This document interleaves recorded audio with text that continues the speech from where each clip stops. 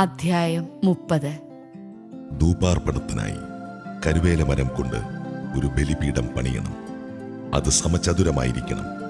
നീളവും വീതിയും 1 മുഴം, ഉയരം 2 മുഴം. കൊമ്പുകൾ അതിനോടൊന്നായി ചേർന്നിരിക്കണം. മുകൾ ഭാഗവും വശങ്ങളും കൊമ്പുകളും തങ്കം കൊണ്ട് പൊതിയണം. മുകൾ വശത്ത് ചുറ്റിലും സ്വർണം കൊണ്ടുള്ള അരികുപാളി പിടിപ്പിക്കണം. അതിന് കീഴെ 2 മൂലകളിലും ഓരോ സ്വർണവളയം പിടിപ്പിക്കണം. മറുവശത്തും ഇപ്രകാരം ചെയ്യണം. അവ പീഠത്തെ വഹിക്കാനുള്ള തണ്ടുകൾ ഇടുന്നതിനാണ്. തണ്ടുകൾ കരുവേല മരം കൊണ്ടുണ്ടാക്കി സ്വർണം കൊണ്ട് പൊതിയണം. ഞാൻ നിന്നെ സന്ദർശിക്കുന്ന സ്ഥലമായ സാക്ഷ്യപേടകത്തിന് മുകളിലുള്ള കൃപാസനത്തിന്റെയും സാക്ഷ്യപേടകത്തെ മറയ്ക്കുന്ന തിരശ്ശീലയുടെയും മുൻപിൽ അത് സ്ഥാപിക്കണം. ഓരോ പ്രഭാതത്തിലും വിളക്കുകൾ ഒരുക്കുമ്പോൾ അഹറോൻ പീഠത്തിന്മേൽ പരിമളദ്രവ്യങ്ങൾ പുകയ്ക്കണം. സായാഹ്നത്തിൽ ദീപം കൊളുത്തുമ്പോഴും അവൻ അതിന്മേൽ പരിമളദ്രവ്യങ്ങൾ പുകയ്ക്കട്ടെ. തലമുറ തോറും എന്നേക്കും കർത്താവിന്റെ മുൻപിൽ ഈ ധൂപാർപ്പണം നടക്കണം. അവിശുദ്ധ ധൂപമോ ദഹനബലിയോ ധാന്യബലിയോ അതിന്മേൽ നീ അർപ്പിക്കരുത്. ദ്രാവക നൈവേദ്യവും ഒഴിക്കരുത്. പാപപരിഹാര ബലിയുടെ രക്തം കൊണ്ട് വർഷത്തിലൊരിക്കൽ അഹറോൻ അതിന്റെ കൊമ്പുകളിൽ പരിഹാര കർമ്മം അനുഷ്ഠിക്കണം. തലമുറ തോറും ഇപ്രകാരം ചെയ്യണം. ഇത് കർത്താവിന് അതിവിശുദ്ധമാണ്. കർത്താവ് മോശയോട് അരുളിച്ചെയ്തു, ഇസ്രായേലിൽ ജനസംഖ്യ കണക്കെടുക്കുമ്പോൾ തങ്ങളുടെ ഇടയിൽ മഹാമാരി ഉണ്ടാകാതിരിക്കാൻ ഓരോരുത്തരും തങ്ങളുടെ ജീവന് വേണ്ടി കർത്താവിന് മോചനദ്രവ്യം കൊടുക്കണം. ജനസംഖ്യ കണക്കിൽ ഉൾപ്പെടുന്ന ഓരോ വ്യക്തിയും വിശുദ്ധ മന്ദിരത്തിൽ നിലവിലുള്ള കണക്കനുസരിച്ച് 1/2 ഷെക്കൽ വീതം കർത്താവിന് കാണിക്കയായി കൊടുക്കണം. 1 ഷെക്കൽ 20 ഗേര. ജനസംഖ്യ കണക്കിൽ ഉൾപ്പെടുന്ന 20 വയസ്സും അതിനുമേലും പ്രായമുള്ള ഓരോ വ്യക്തിയും ഈ കാണിക്ക കർത്താവിന് നൽകണം.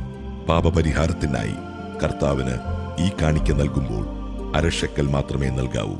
ധനികൻ കൂടുതലോ ദരിദ്രൻ കുറവോ കൊടുക്കാൻ പാടില്ല.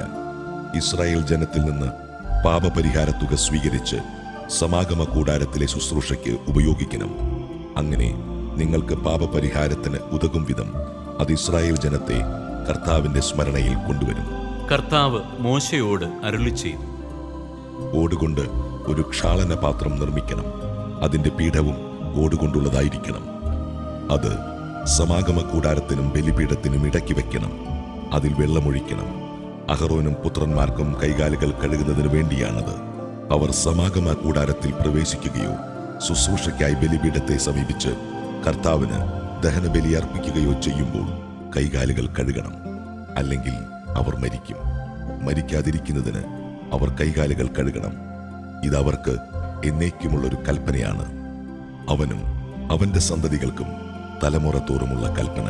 കർത്താവ് മോശയോട് അരുളിച്ചെയ്തു, മികച്ച സുഗന്ധദ്രവ്യങ്ങൾ എടുക്കുക.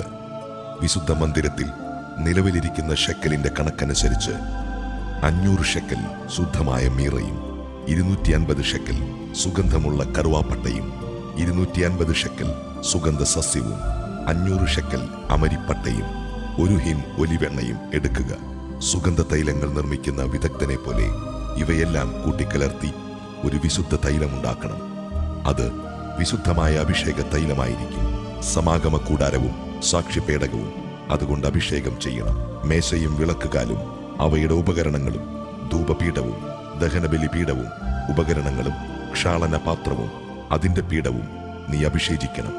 ഏറ്റവും പരിശുദ്ധമാകേണ്ടതിന് അവയെ നീ വിശുദ്ധീകരിക്കണം. അവയെ സ്പർശിക്കുന്നതെല്ലാം വിശുദ്ധമാകും. പുരോഹിതരായി എനിക്ക് ശുശ്രൂഷ ചെയ്യാൻ വേണ്ടി അഹറോനെയും പുത്രന്മാരെയും അഭിഷേകം ചെയ്യുകയും വേർതിരിച്ചു നിർത്തുകയും ചെയ്യുക.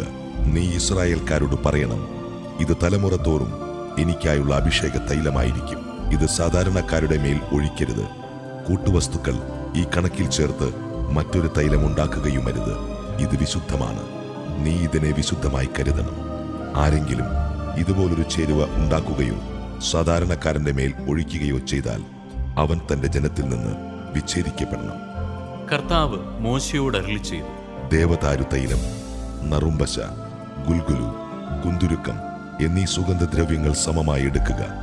സുഗന്ധ തൈലം നിർമ്മിക്കുന്ന വിദഗ്ധനെ പോലെ ഇവയെല്ലാം കൂട്ടിക്കലർത്തി ഉപ്പും ചേർത്ത് ധൂപാർപ്പണത്തിനുള്ള വിശുദ്ധമായ സുഗന്ധദ്രവ്യമുണ്ടാക്കുക. അതിൽ നിന്ന് കുറെയെടുത്ത് നേർമയായി പൊടിച്ച് 1 ഭാഗം ഞാൻ നിങ്ങളെ സന്ദർശിക്കുന്ന സമാഗമ കൂടാരത്തിലെ സാക്ഷ്യപേടകത്തിന്റെ മുൻപിൽ വയ്ക്കുക.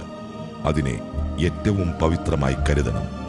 നിങ്ങൾക്ക് വേണ്ടി ഈ ചേരുവ കണക്കനുസരിച്ച് സുഗന്ധദ്രവ്യം ഉണ്ടാക്കരുത്. കർത്താവിന് വിശുദ്ധമായ ഒന്നായി ഇതിനെ കരുതണം. പരിമളത്തിനു വേണ്ടി ആരെങ്കിലും അതുണ്ടാക്കിയാൽ അവൻ തന്റെ ജനത്തിൽ നിന്ന് വിച്ഛേദിക്കപ്പെടണം.